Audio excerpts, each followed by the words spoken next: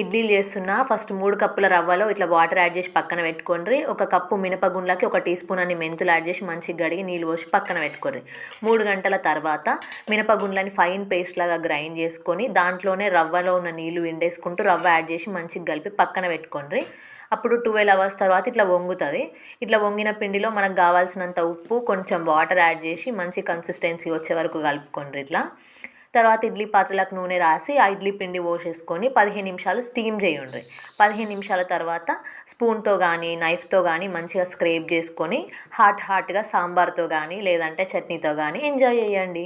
అయితే సాఫ్ట్ ఇడ్లీస్ కోసం main tip ఏంటంటే మినపగుండ్లను ఎక్కువసేపు నానబెట్టొద్దు. 2 or 3 గంటల కంటే ఎక్కువనైతే పెట్టొద్దు.